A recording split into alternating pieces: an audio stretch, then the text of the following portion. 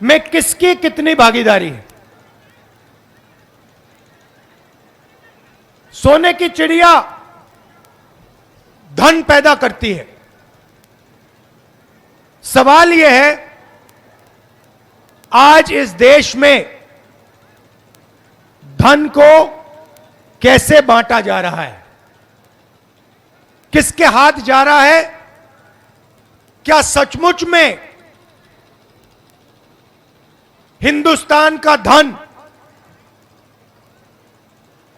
भारत माता की जनता के हाथ में जा रहा है, या फिर भारत माता का धन चुने हुए लोगों के हाथ में जा रहा है। यह सबसे बड़ा सवाल है। अब हर भाषण में नरेंद्र मोदी कहते थे, भाइयों और बहनों, मैं ओबीसी वर्ग का हूं। आपने सुना? यस, नरेंद्र मोदी को कहते हुए सुना आपने कि मैं ओबीसी का हूं, ओबीसी का हूं, ओबीसी का हूं। सुना है? हां या ना? सुना है। ओबीसी की हिंदुस्तान में क्या आबादी है? कोई बता सकता है? कितने हैं हिंदुस्तान में ओबीसी? देखिए, कोई बता नहीं सकता, किसी को नहीं मालूम कि पिछड़ों की आज हिंदुस्तान में क्या आबादी है। किसी को नहीं मालूम। तो मैंने पार्लियामेंट में कहा कि हम भारत माता की जय करते हैं, मगर भारत माता में किसकी कितनी आबादी है यह किसी को नहीं मालूम। तो मैंने पार्लियामेंट हाउस में जाति जनगणना की मांग की। मैंने कहा कि अगर हमें सचमुच में को भागीदारी देनी है, दलितों को, आदिवासियों को, गरीब जनरल कास्ट के लोगों को भागीदारी देनी है, तो सबसे पहला कदम जाति जनगणना का है। जिस दिन मैंने यह भाषण किया पार्लियामेंट में, जिस दिन मैंने यह बात बोली, उस दिन के बाद नरेंद्र मोदी जी के भाषण बदल गए। पहले कहते थे मैं ओबीसी हूं। जब मैंने ओबीसी की आबादी का सवाल उठाया, उसके बाद से नरेंद्र मोदी कहते हैं, भाइयों और बहनों, हिंदुस्तान में सिर्फ एक जात है, वो है गरीब।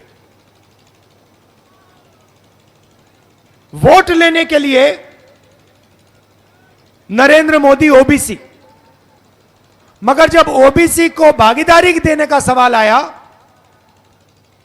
उनकी सच्ची शक्ति, उनकी आबादी का पता लगाने की बात आई, तो नरेंद्र मोदी कहते हैं देश में ओबीसी है ही नहीं, दलित है ही नहीं, आदिवासी है ही नहीं, जनरल है ही नहीं, सिर्फ एक जात है, वो है गरीब।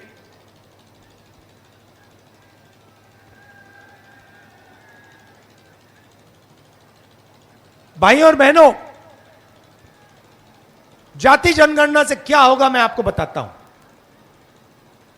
हिंदुस्तान को एमपी एमएलए नहीं चलाते हैं। अगर आप सोचते हो कि हिंदुस्तान को एमपी और एमएलए चलाते हैं, गलतफहमी में हो। किसी भी बच्चे से पूछ लो, 10 साल के बच्चे से पूछ लो क्या करना चाहते हो, सारे के सारे कहते हैं हम आईएएस में जाना चाहते हैं। फिर उससे पूछो क्यों जाना चाहते हो, कहते हैं आईएएस के अफसर देश को चलाते हैं। 90 अफसर हिंदुस्तान की सरकार को चलाते हैं। Secretary to government of India, cabinet secretary, ये 90 लोग नरेंद्र मोदी के साथ मिलकर देश को चलाते हैं। बजट का पैसा कहां जाएगा? स्वास्थ्य में जाएगा, शिक्षा में जाएगा, देश की रक्षा में जाएगा। सारे के सारे निर्णय ये 90 लोग लेते हैं। राजस्थान की सरकार को कितना मिलेगा, जीएसटी कितनी लगेगी, सारे के सारे निर्णय ये 90 लोग लेते हैं। मैंने पार्लियामेंट में सवाल पूछा कि अगर आप कहते हो कि पिछड़ों की भागीदारी है, तो मुझे यह बता दो कि 90 में से पिछड़े वर्ग के कितने आईएएस अफसर हैं। बीजेपी ने जवाब नहीं दिया, नरेंद्र मोदी ने जवाब नहीं दिया। मैं आपको बताता हूं, पिछड़ों की आबादी 50% और 90 में से 3 अफसर, 1 अफसर आदिवासी, 3 अफसर दलित। और अगर हिंदुस्तान की सरकार 100 रुपए खर्च करती है तो पिछड़े वर्ग के अफसर 5 रुपया का निर्णय लेते हैं। मतलब आज पिछड़ों की आबादी तकरीबन 50% और पिछड़ों की हिस्सेदारी 5% से कम। और फिर नरेंद्र मोदी आपसे कहते हैं कि भैया पिछड़ों की सरकार चल रही है। कौन सी पिछड़ों की सरकार? अगर पिछड़ों की सरकार होती तो कम से कम 45 अफसर 90 में से 45 मतलब 50% ओबीसी वर्ग के होते। यह हिंदुस्तान के सामने सबसे बड़ा सवाल है। थोड़ी सी मैं इनकी योजनाओं के बारे में कह देता हूं। फसल बीमा योजना देखिए, 35,000 करोड़ रुपया फसल बीमा योजना में जाता है। कहां से आता है? जीएसटी से आता है। आपने ये गुलाबी शर्ट पहनी हुई है, जितनी जीएसटी आपने इस शर्ट के लिए दी उतनी ही जीएसटी अदानी इस शर्ट के लिए देगा। अगर आप 1 लीटर पेट्रोल खरीदते हो, जितना पैसा आप जीएसटी में 1 लीटर पेट्रोल के लिए दोगे, यहां गरीब से गरीब व्यक्ति जितना आप दोगे उतना ही पैसा अदानी की जेब से निकलेगा। तो जीएसटी कहां से आती है? जीएसटी गरीब जनरल कास्ट के लोगों से आती है, ओबीसी वर्ग के लोगों से आती है, दलितों की जेब से आती है, आदिवासियों की जेब से आती है। तो आपके जेब में से पैसा निकाला 35,000 करोड़ रुपया, 20,000 करोड़ रुपया दिल्ली की सरकार ने रखा, 10,000 करोड़ रुपया स्टेट की सरकार डालती है और 5,000 करोड़ रुपया हमारा किसान डालता है। हो गए 35,000 रुपए। नरेंद्र मोदी ने 35,000 करोड़ रुपया जीएसटी का पैसा, आपका पैसा, आपकी जेब का पैसा 16 कंपनियों को पकड़ा दिया। 16 कंपनी में मैंने चेक किया, आपको एक ओबीसी वर्ग का व्यक्ति नहीं मिलेगा, एक दलित नहीं मिलेगा, एक आदिवासी नहीं मिलेगा, एक गरीब जनरल कास्ट का व्यक्ति नहीं मिलेगा। जब किसान का खेत बर्बाद होता है, फसल बीमा योजना में किसान फोन लगाता है। किसको लगाता है? उन्हीं 16 कंपनियों को ईमेल डालता है। पैसा किसका? किसान का, इस भीड़ का, पिछड़ों का। कंपनी वाले उससे कहते हैं भैया आपके खेत में तो नुकसान नहीं हुआ, आपको हम बीमा का पैसा नहीं देंगे। तो हुआ क्या? आपके जेब से पैसा निकला, गरीबों के जेब से पैसा निकला, नरेंद्र मोदी ने उसको 16 कंपनी वालों को दे दिया। और जब आपको उस पैसे की जरूरत पड़ी, कंपनी वाले कहते हैं भैया आपको तो नहीं देंगे।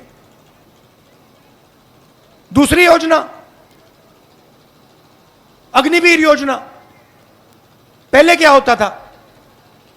पहले सुबह युवा उठते थे, हर वर्ग के युवा उठते थे, दलित, आदिवासी, ओबीसी, पिछड़े लोग, गरीब जनरल कास्ट के लोग सुबह दौड़ते थे, वर्जिश करते थे, सेना में भर्ती होते थे।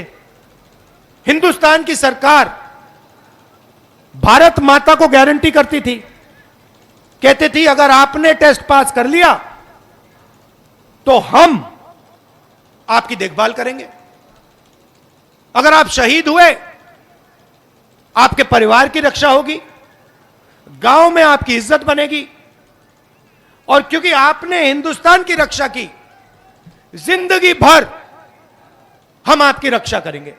यह पहले कहा जाता था। अब नरेंद्र मोदी जी ने क्या किया? अग्निवीर योजना। सबसे पहले युवाओं से कहते हैं देखो तुम्हें हम 4 साल के लिए लेंगे, अगर तुम शहीद हो गए तो हमारी गलती नहीं, तुम जानो तुम्हारा काम जाने। जितना पैसा पहले सेना की रक्षा करने में जाता था, जवान की रक्षा करने में जाता था, अफसरों की रक्षा करने में जाता था, उतना ही पैसा नरेंद्र मोदी जी ने अदानी को दे दिया। तो अग्निवीर क्यों हुआ?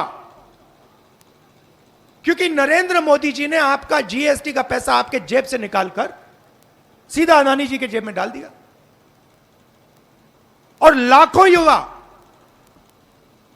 जो 4 बजे सुबह उठते हैं, देश की रक्षा करना चाहते हैं, उनका सपना खत्म कर दिया, उनका दिल तोड़ दिया। देखिए भाइयों और बहनों, जेब कतरे सबसे पहले क्या करते हैं? सबसे पहले 3 लोग आते हैं, अकेला नहीं आता। सबसे पहले क्या होता है? एक बंदा सामने आता है, आपके ध्यान को इधर उधर करता है ना, उल्टी सीधी बात बोल देगा। पीछे से एक और बंदा आता है, वो जेब काट देता है, सही। और तीसरा बंदा देखता है कि अगर जिसका जेब कटा, अगर इसने कोई आवाज की तो उस पर आक्रमण कर दें, उसको डरा दें। ऐसे जेब काटी जाती है। ध्यान इधर उधर करने वाला नरेंद्र मोदी, जेब काटने वाला अदानी, और बाद में लाठी मारने वाला अमित शाह। सीधी सी बात है, आप पैसा भर रहे हो। यहां मुझे बता दो जीएसटी से किसको फायदा हुआ? यहां कोई है जो कह सकता है हां भैया मुझे जीएसटी से बहुत फायदा हुआ? हो ही नहीं सकता, क्योंकि जितना पैसा आप डाल रहे हो उतना अदानी डाल रहा है। आप सोच रहे हो कि मैंने पेट्रोल अपने टंकी में भरा, हो क्या रहा है? आप आधा पैसा टंकी में भर रहे हो, पेट्रोल टंकी आधे पैसे का पेट्रोल भर रहे हो, और सीधा उधर से पाइप से जा रहा है पीछे से अदानी की जेब में। आप बिजली का स्विच ऑन करते हो, आप सोचते हो हाँ भैया मैंने बिजली का स्विच ऑन किया, पंखा चलता है, और उधर से थोड़ा सा पैसा सीधा अदानी जी की जेब में जाता है। अब कांग्रेस पार्टी की स्कीम देखिए, 7 गारंटी हैं। आप मुझे बता दो इनमें से अदानी की जेब में कितना पैसा जा रहा है, कहां जा रहा है? सबसे पहले इस भीड़ में जो भी बीमार होता है, चाहे कैंसर हो जाए, दिल का दौरा पड़ जाए, हड्डी टूट जाए, सब लोगों को 25 लाख रुपए तक हम फ्री इलाज कराते हैं। नहीं अभी बोल रहा हूं, 25 लाख तक राजस्थान में फ्री में इलाज होता है, सही। चुनाव के बाद वो 50 लाख हो जाएगा। आप सोचिए 50 लाख रुपए का इलाज राजस्थान के हर व्यक्ति के लिए कांग्रेस पार्टी की सरकार करती है। इसमें से 1 रुपया अदानी जी की जेब में नहीं जाता।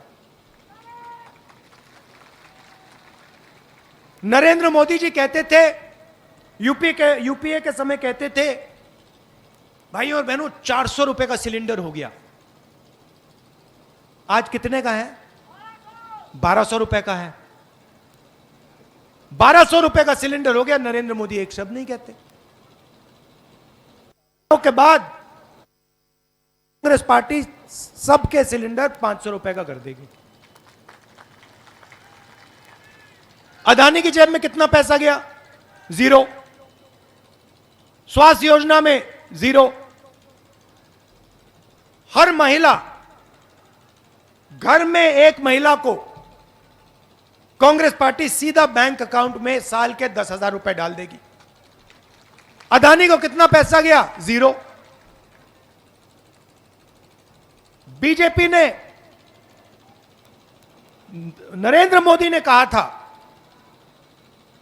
कि कनाल, यहां की जो कनाल है उसको मैं नेशनल प्रोजेक्ट बनाऊंगा। चुनाव में कहा था, बन गया नेशनल प्रोजेक्ट। पैसा किसने दिया? कांग्रेस पार्टी ने दिया। तो आप देखिए, जो भी हम करते हैं, हम गरीब जनता के लिए करते हैं। चाहे हमें स्वास्थ्य योजना हो, मनरेगा हो, भोजन का अधिकार हो, यहां की कनाल हो, और वो पूरा का पूरा काम 2-3 बड़े उद्योगपतियों के लिए करते रहते हैं। आपको निर्णय लेना है। आप अदानी की सरकार चाहते हो, बीजेपी की सरकार चाहते हो, या आम जनता की, किसानों की, मजदूरों की, छोटे दुकानदारों की, राजस्थान के युवाओं की सरकार चाहते हो? अगर आपने बीजेपी चुनी तो मैं आपको एक बात बता देता हूं, ना आपकी कनाल बनेगी, ना आपको स्वास्थ्य का पैसा मिलेगा, ना 500 रुपए का सिलेंडर मिलेगा, ना महिलाओं के बैंक अकाउंट में 10,000 रुपए जाएगा। अंग्रेजी स्कूल जो हमने खोले हैं सारे के सारे बंद हो जाएंगे। बीजेपी के नेता हर भाषण में कहते हैं हिंदी सीखो, अंग्रेजी मत सीखो। आप उनके बच्चों से पूछो,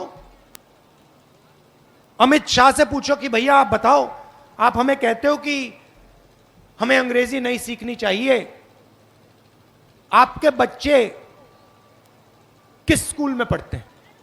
सारे के सारे आपको बताएंगे हमारे बच्चे तो इंग्लिश मीडियम में पढ़ते हैं। आपके बच्चे सिर्फ हिंदी पढ़े, उनके बच्चे अंग्रेजी पढ़े। क्यों? क्योंकि वो नहीं चाहते कि सबसे अच्छी नौकरियां आप लोग ले जाओ। मैं ये नहीं कह रहा कि हिंदी नहीं पढ़नी, जितनी हिंदी पढ़नी है पढ़ो। युवाओं से कह रहा हूं, जितनी हिंदी पढ़नी है पढ़ो, मगर एक बात याद रखो, राजस्थान में, मध्य प्रदेश में, दिल्ली में काम करना है, हिंदी चलेगी। वहां पे किसी से बात करनी है, हिंदी चलेगी। मगर कॉल सेंटर में काम करना हो, इंटरनेट का काम करना हो, किसी बड़ी कंपनी में काम करना हो, विदेशी टूरिस्ट से बात करनी हो, हिंदी नहीं चलेगी, अंग्रेजी की जरूरत है। सीधी सी बात है। तो मेरा कहना है, किसान के बेटों को, बेटियों को, मजदूर के बच्चों को, छोटे दुकानदार के बच्चों को बड़ा से बड़ा सपना देखना चाहिए।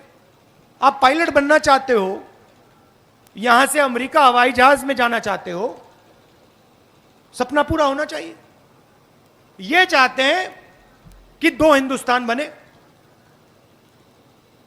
अपने भाषण में कहते हैं भारत माता की जय। मैंने शुरुआत में कहा, भारत माता है कौन?